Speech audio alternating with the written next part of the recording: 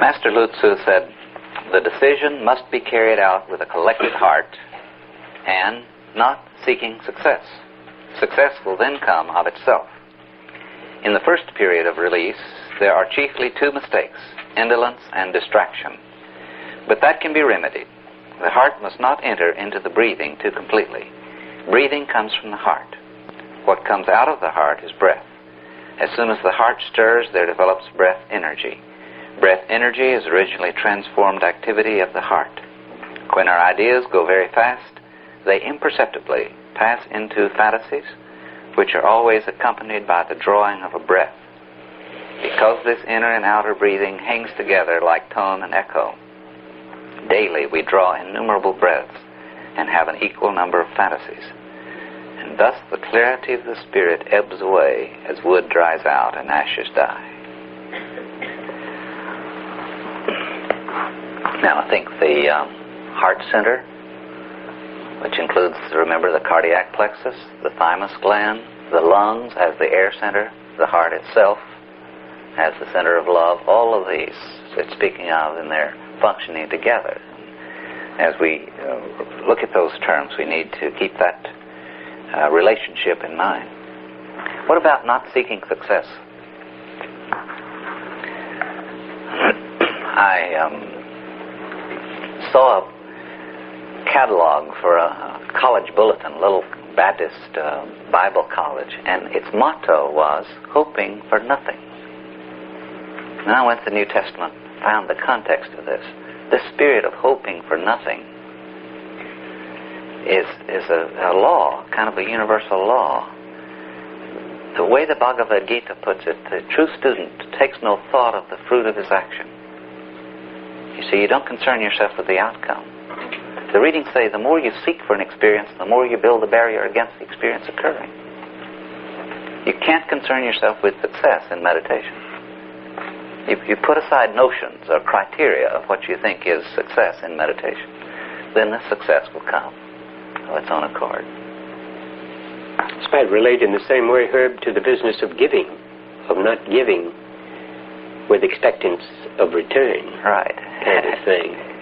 But then there's a law that if you do give, not expecting a return, it is returned manifold. Yeah, but if you break the law in the first place, then nothing happens. It's interesting. Okay. So then, should a man have no imaginings in his mind? One cannot be without imaginings. Should one not breathe? One cannot do without breathing. The best way is to make a medicine of the illness. This is a good old Chinese approach.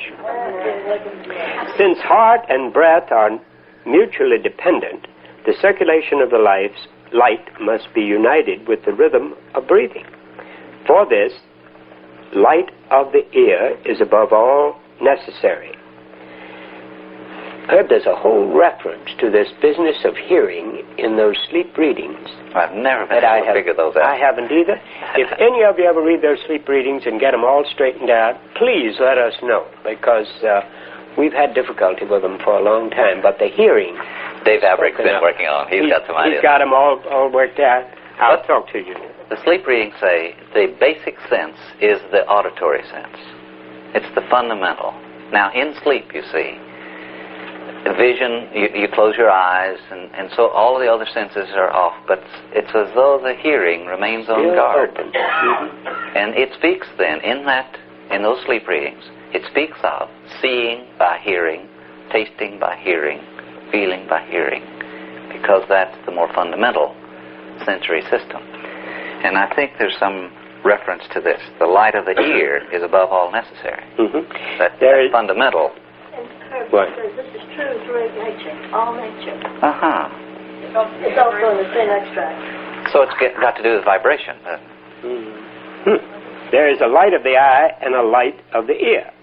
The light of the eye is united light of the sun and moon outside. The light of the ear is the united seed of sun and moon within. The seed is thus the light in crystallized form. Both have the same origin and are different only in name. Therefore, understand, ear and clarity, eye, are one and the same effective light. In sitting down, after lowering the lids, one uses the eyes to establish a plumb line and then shifts the light out downward. But if the transposition downward is not successful, then the heart is directed toward listening to the breathing. One should not be able to hear with the ear the ongoings and intakings of the breath. What one hears is that it has no tone. As soon as it has tone, the breathing is rough and superficial and does not penetrate into the open. Then the heart must be made quite light and insignificant.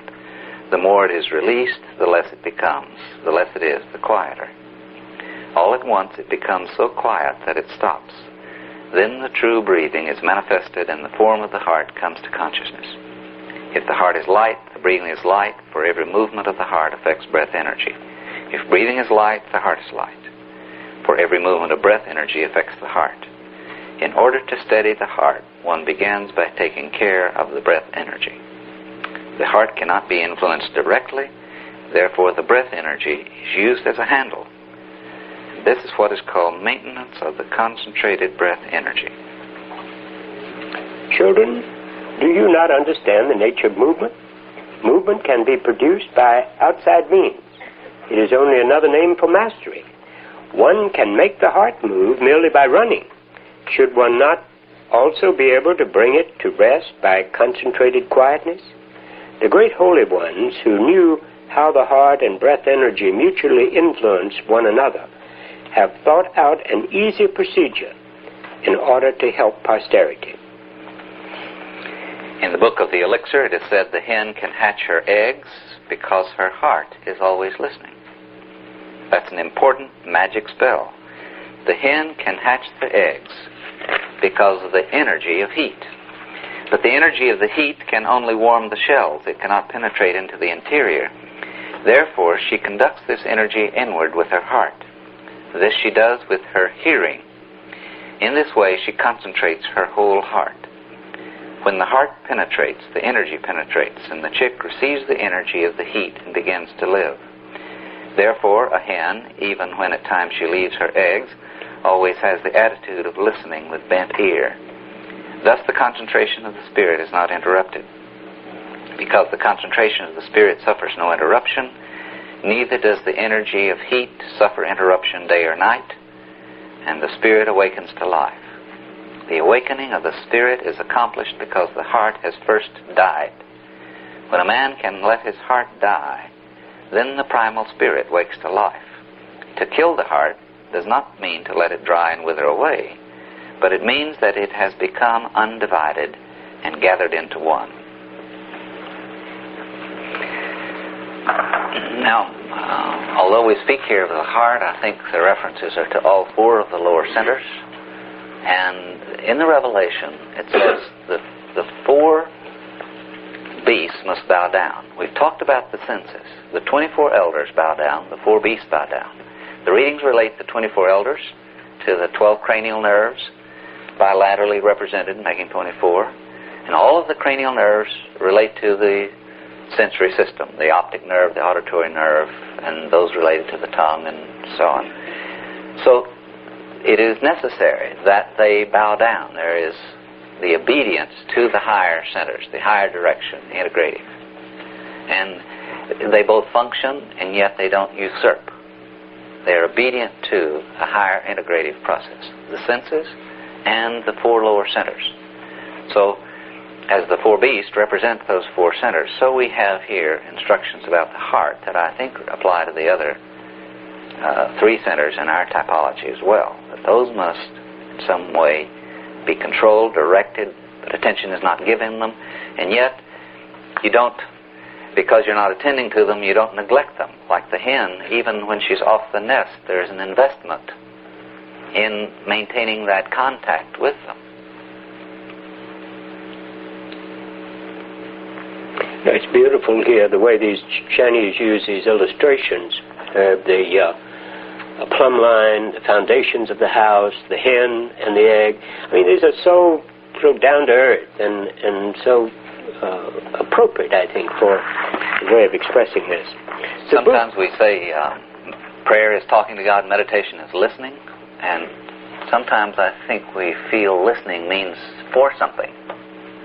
listening for a message so that you are told something. And this imagery of the hen listening is a different kind of listening. It's an inner directed attentiveness that does not necessarily listen for a message. It's more a commitment, an awareness of a commitment to the life process that's taking place. And I think that's the listening attitude of meditation. There's a quality of expectancy there, a quality of commitment, a quality of the maintenance of the centeredness. Actually expecting life, a new experience. The Buddha said, when you fix your heart on one point, then nothing is impossible for you. The heart easily runs away, so it is necessary to concentrate it by means of breathing, breath energy. Breath energy easily becomes rough. Therefore, it has to be refined by the heart. When that is done, can it then happen that it is not fixed? It's interesting that we have two references to the heart here, the lower heart, the heavenly heart. And the idea of killing the lower heart is that it becomes one with the heavenly heart. Then, if your eye be single, the whole body can be full of light. The two mistakes of indolence and distraction must be combated by quiet work that is carried on daily without interruption. Then success will certainly be achieved. If one is not seated in meditation, and I think this is not contrasting standing with sitting, but rather sitting with lying, probably. If one is trying to lie down and not sit up, if one is not seated in meditation, one will often be distracted without noticing it. To become conscious of the distraction is the mechanism by which to do away with distraction.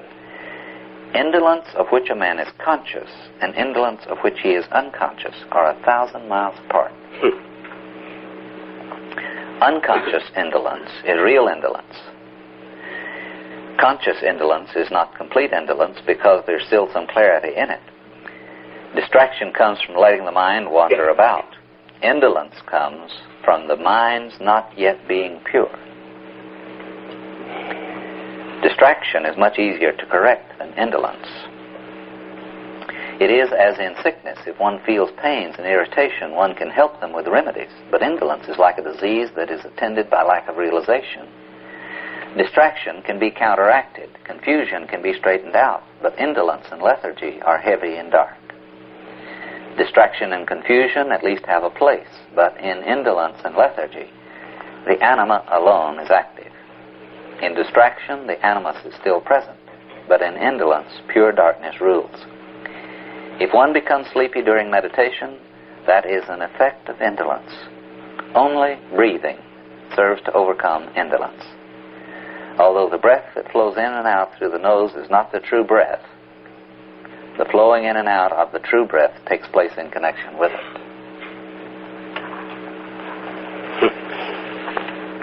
Well, this is talking about commitment. It's talking about sincerity. It's talking, that I was sharing with you last night a passage it will come to later.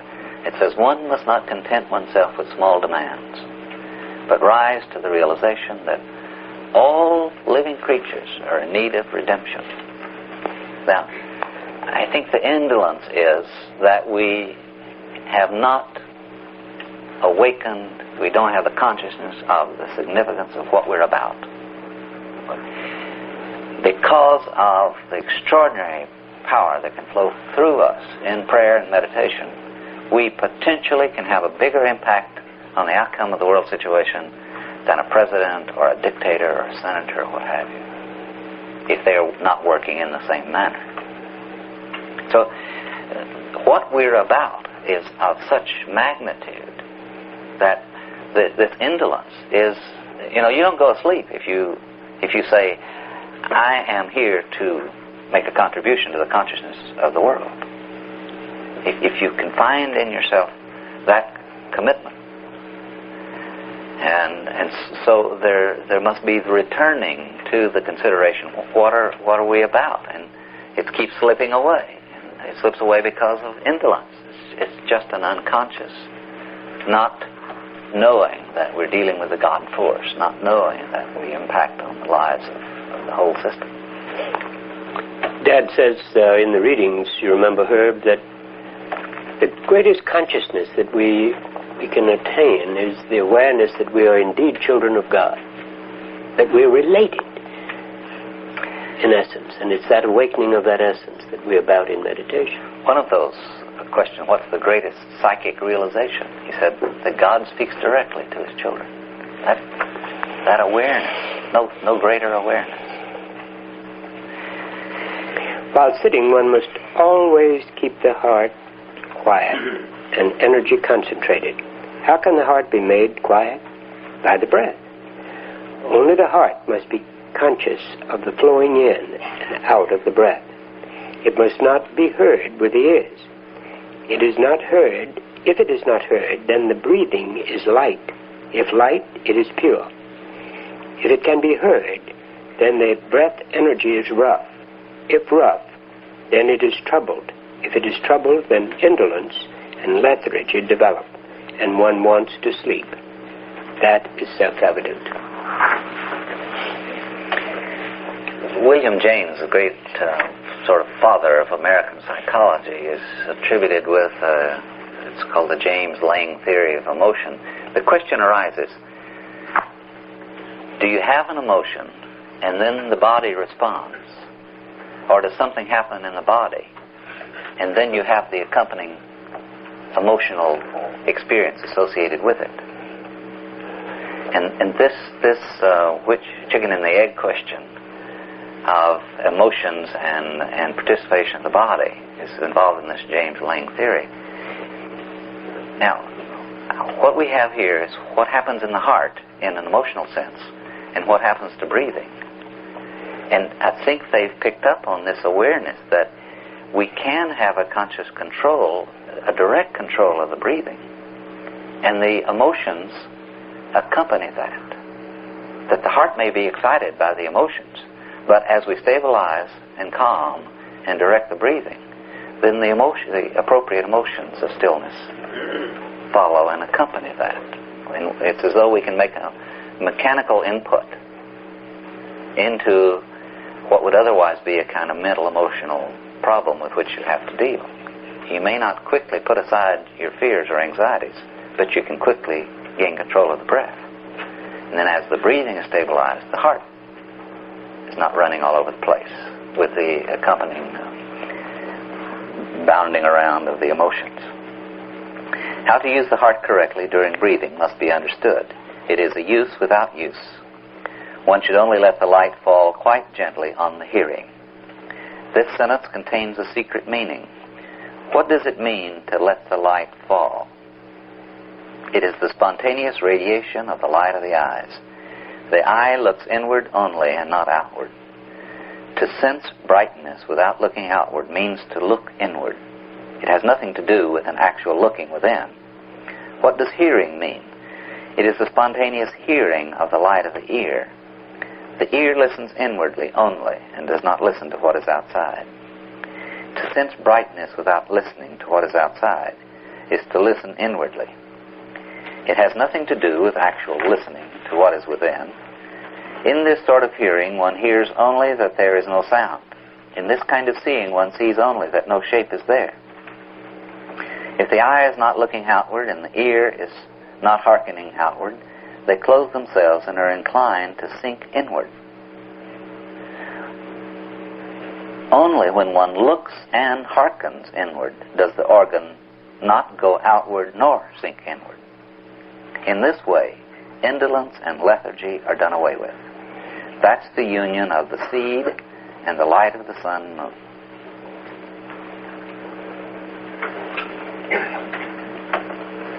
Have you ever sat down to meditate and 4 or 5 minutes later you find yourself that you've gone through a whole process of, you've thought about this, that, and the other, and all of a sudden you realize, oh yes, I'm here supposed to be meditating. Have you ever done that? Well, it's because you see, there are two problems. The hearing and seeing can go outward, or it can sink inward. and you don't want it to do either. There needs to be an alertness. There's this maintenance of awareness, a quality of consciousness of what you're there for, and commitment to what you're doing. But it's easy, and you'll find it maybe during the 15 minutes that we have at lunch here every day, that you sit, the person starts praying, you've been there, and you've been daydreaming or thinking about your daily activities or something like that. This is what I think is being addressed in this section. Meditation is a very active state, not a passive state. It's a very conscious state. It's a balance. Alert. Yeah, between sleeping and thinking all over the place. It's that in the midst of conditions, I guess, the condition. It's focused, but it's alertness and consciousness and perception, not sliding off, not losing yourself, getting lost somewhere, or going all the way inward, or going either outward. And you know what the mind does. It goes out and grabs all kind of things. We've talked about it, catching, remembering things, what you've done, what you've been doing, what you're about to do, what you have done, what you've lost, all that stuff that drags in for you to look at, like a dog bringing back things and wanting your attention. But you don't let it go that way. You come inward and you fix, but you alert, you stay there. Nor do you go to sleep. Take off and goof off for a while. It's saying this very, very clearly, I think. If a result of indolence, one becomes sleepy. These passages on sleepiness here, I've been awake, tried to be awake ever since this business of going, I used to go to sleep in meditation. As a result of indolence, one becomes sleepy. One should stand up and walk about. This is interesting. When the mind has become clear, one should sit down again. If there is time in the morning, one may sit during the burning of an incense stick. That is the best. In the afternoon, unfortunately, it doesn't tell us what kind of incense is a good one. In the afternoon, human affairs interfere, and one can therefore easily fall into indolence. It is not necessary, however, to have an incense stick. One must lay aside all entanglements and sit quite still for a time. In the course of time, there will be success without one's becoming indolent and falling asleep. If you work at it, it can be held on to.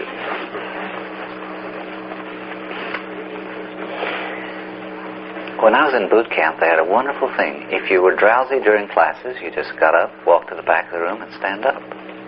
I don't know why college classes and ARE classes and everything don't do that. But you know, there are feedback receptors in the sole of the feet that go to the reticular activating system, the alerting system, in the base of the brain. And one of the reasons why, if you are not a experienced yogin with flexible knees, meditate with your feet placed flat on the floor. And when the feet are flat there is that alerting signal that tends to keep you awake. But if you reach out and cross them like that, you've told the whole system that it can relax more deeply, and you move into some of that indolence. So feet flat on the floor. If you're not meditating in the lotus position, then I think you have some other feedback systems. All right, the chief thought of this section is that the most important thing for achieving the circulation of the light is rhythmical breathing. Now that's what this Tibetan Geshe was saying, that whenever there's a distraction, we're saying come back to the affirmation. Also, you can come back to the breathing. Do that 6 breaths. The further the work advances, the deeper becomes the teaching. During the circulation of the light, the pupil must coordinate heart and breathing in order to avoid the annoyance of indolence and distraction. The master fears that when beginners have once sat and lowered their lids, confused fantasies may arise, because of which the heart will begin to beat so that it is difficult to guide. Therefore, he teaches the practice of counting the breath, fixing the thoughts of the heart in order to prevent the energy of the spirit from flowing downward, to prevent the energy of the spirit from flowing outward. Because the breath comes out of the heart, unrhythmical breathing comes from the heart's unrest. Therefore, one must breathe in and out quite softly, so that it remains inaudible to the ear, and only the heart quietly counts the breath. When the heart forgets the number of breath, that is a sign that the heart has gone off into the outer world, forgotten to count. When one must hold the heart, then one must hold the heart steadfast. If the ear does not listen attentively, or the eyes do not look at the bridge of the nose, it often happens that the heart runs off outside, or that sleep comes. That is the sign that the condition is going over into confusion and lethargy, and the seed spirit must be brought into order again. If in lowering the lids and taking direction from the nose, the mouth is not rigidly closed, the teeth are not clenched firmly together, it can also easily happen that the heart hastens outward. Then one must close the mouth quickly and clench the teeth. The five senses order themselves according to the heart, and the spirit must have recourse to breath energy, so that the heart and breath are harmonized. In this way, there is need at most of daily work of a few quarter hours. In this way, there is need at most of daily work of a few quarter hours for heart and breathing to come of themselves into the right sort of collaboration and harmony.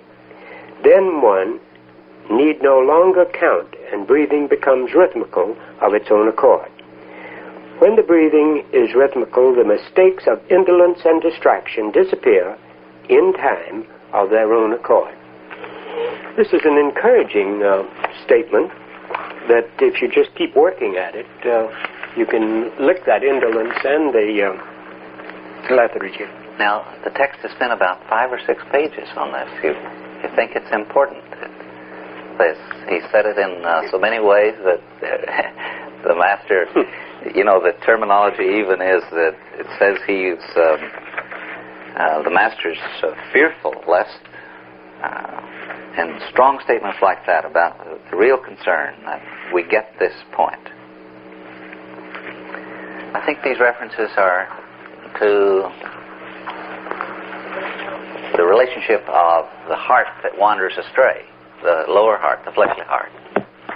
But I have a feeling also about the whole lower system, the lower 4 centers, all that's involved in getting that to be committed to and alert and participating in the whole process. Remember in the Lord's Prayer sequence, are any of you not familiar with that? Does everyone know the Lord's Prayer sequence? The higher 3 centers, the lower 4, the higher 3. You see, you address, it's in one of our handouts, so that with the figure of the body, and it's Father, Son, Holy Spirit. Give us this day our daily bread, the gonads. Forgive us our debts. Lead us not into temptation. Deliver us from evil. For thine is the kingdom, the power, the glory. And that's awakening the higher, then alerting the lower to be obedient to the higher. I think that's part of what this sequence is about, is to enlist the commitment of the lower centers to this higher process and direction. And then remember there was a warning, just to get the higher 3 going and not the participation of the others. You'll have no energy for the process. The circuitry is not completed and closed. There's no flow.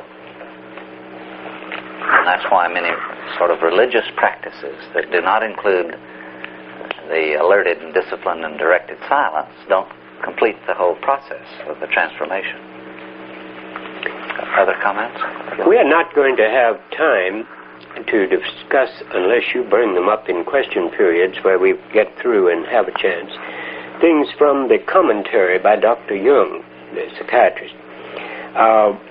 Let me refer you to just a couple that sort of give us a nice setting for why the need for approaching an Eastern point of view.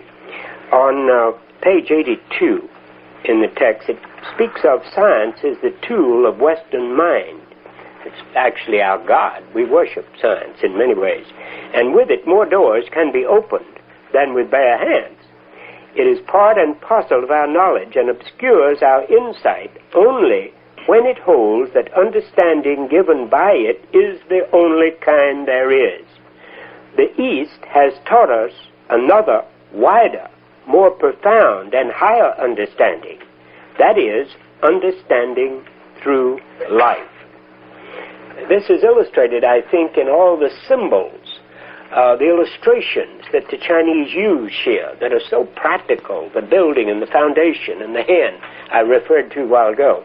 It comes out of long ages, really, of experience with life itself, trying to put this into the life experience rather than just an experience, of integrating it into life. And I think that's where Cayce was coming from, that the meditation experience, I said this before, is something that should change lives and create a channel through which God can work better in the earth. He goes on down here, and there's some problems that we run into. When faced with this problem of grasping the ideas of the East, the usual mistake of Western man is like that of the student in Faust. Misled by the devil, he contemptuously turns his back on science and, carried away by Eastern occultism, takes over yoga practices quite literally and becomes a pitiable imitator. Theosophy is our best example of this mistake. Now, some of you may brattle at that. And so he abandons the one safe foundation of the Western mind and loses himself in the midst of words and ideas which never would have originated in European brains and which can never be profitably grafted upon them.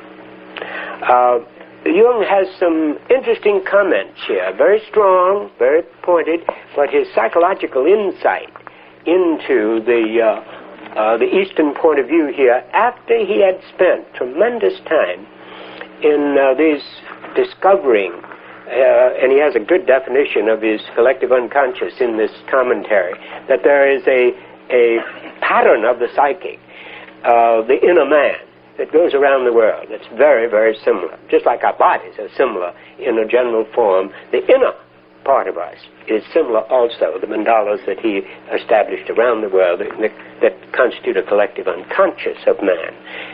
This is why I am personally so excited about us sharing and actually bringing ARE people into more contact with Eastern points of view. In our soon coming up, Herb and Meredith and Mark Thurston and I and Sally, all going to be in Hawaii. And one of the things we're going to be looking at there is the kahunas, traditions, and the Eastern points of view from this, what I think may be an original Lemurian kind of culture. But we need to blend. We need to try to bring these cultures and understand and make contacts of sharing and putting it into, and this is certainly one way that we're working with. I think Jung's concern is very well-founded in terms of depth psychology. And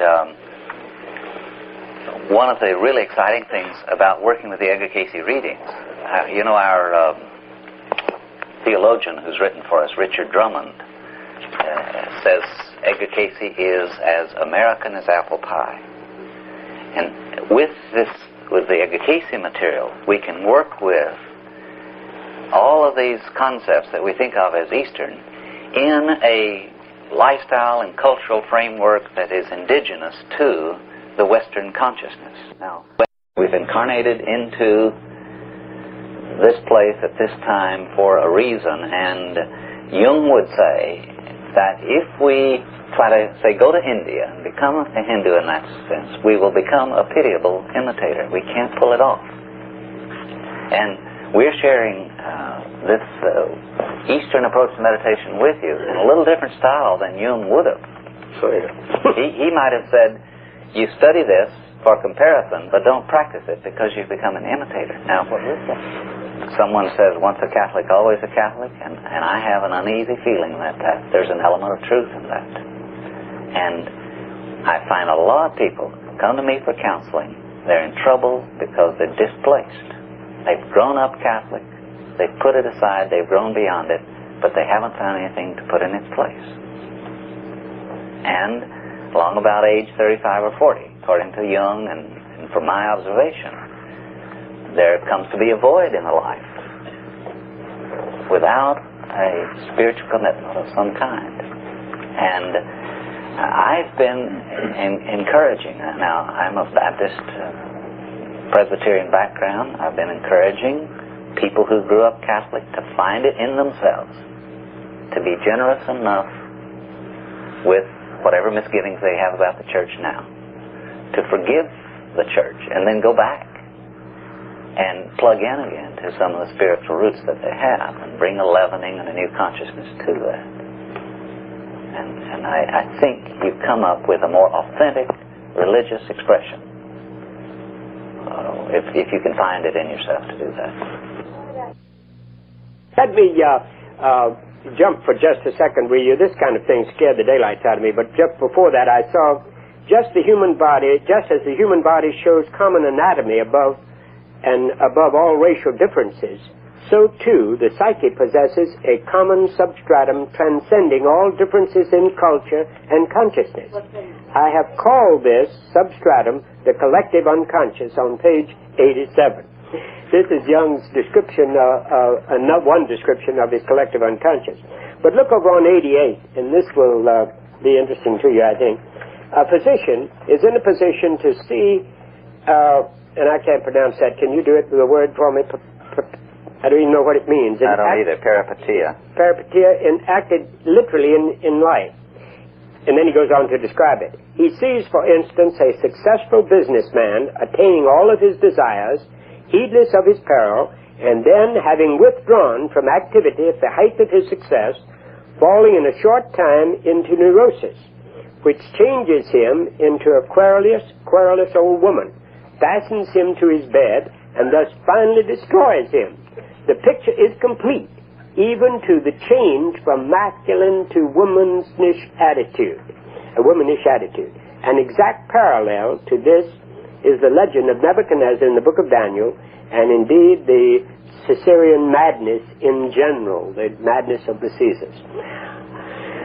Jung's picturing here of what can happen in our civilization, although it's extreme, we are all caught to a degree in this pressure of the civilization and its